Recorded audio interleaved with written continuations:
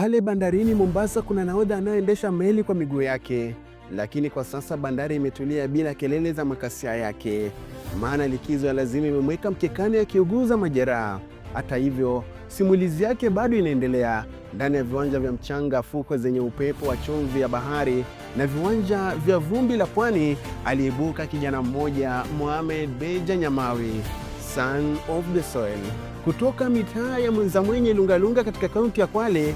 Ndoto zake za soka zilianza katika kiwanja cha kijiji ambacho jua hupiga kwa ukali na vumbi hucheza kwa miguu ya watoto wanaopenda mpira. Huko ndiko ndoto huanza kwa jasho, vumbi na matumaini yasiyo na mipaka. Ukimuuliza Ali Rosa atakwambia Beja ni kamanda. Ukimuuliza Dea Boken atasema ni msela kufumania wavo. Ukimuuliza Abdalla Mdeka atasema ni goal machine. Naye Zakaria Mwakisuva atasema mwekee boli mbele tukashangilie. Athman Bori atasema mpe mpira akubatizie gole. Na Brighton Madawa atacheka na kusema mpigie kitu show ipigwe. Hizi ni sauti za wachezaji na marafiki waliowahi kushiriki naye uwanja mmoja, sauti za waliomwona akikimbiza historia kwenye nyasi na mchanga, wakisimulia kila hatua yake uwanjani, kila shuti la hatari na kila bao lilokuwa chemichemi ya ushindi.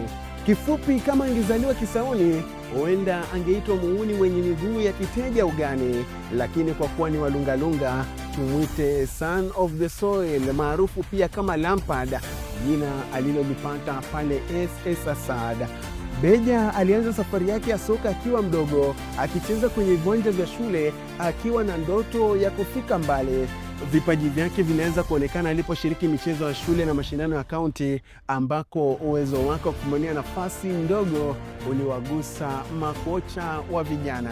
Kila bao alilofunga lilikuwa chemichemi matumaini kwa familia yake na jamii ya Lungalunga. Lilikuwa ni kama mshumaa mdogo uliowashwa gizani, ukiashiria kwamba safari ya kijana huyo ilikuwa inaanza kupanda ngazi kuelekea klabu za kitaifa. Hatimaye akatua katika SS Asad, klabu iliyomfundisha nidhamu na mbinu ya kasi ya mchezo wa ushindani.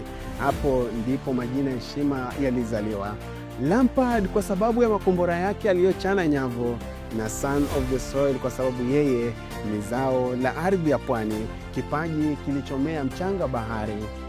Katika uwanja wa SS Asad, kila mpinzani aliyekutana na nguvu yake, kila shuti lilikuwa tishio, kila bao likawa hadithi ya kihisia na ushindani.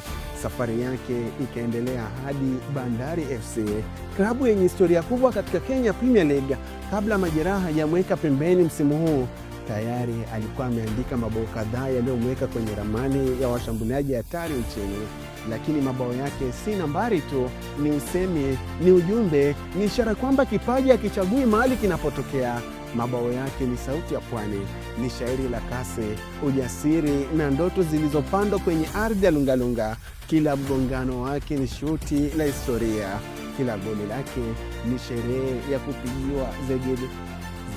Kila mechi kwake ni hadithi mpya ya kijana wa Kwale anayejitengenezea ukurasa wake katika kitabu cha soka, kutoka Mwenzamwenye hadi majukwaa makubwa ya kitaifa. Hii ni safari ya bidii, uvumilivu na ndoto. Mohamed Beja Nyamawi ni mfano hai kwamba ndoto za vijana wa kijijini zinaweza kusafiri mbali kaliko upepo wa bahari. Na ukweli ni huu, mkoko bado unaalika maua. Tusubiri nahodha atoke mkekani, arudi uwanjani kuwasha taa za matumaini, kwa sababu bado yeye ni mwandishi anayeandika riwaya ya maisha yake ya soka. Kurasa bado zinageuzwa, mbele kuna weupe mwingi sana, na ipo siku. Mimi ni Agadias Ikwa.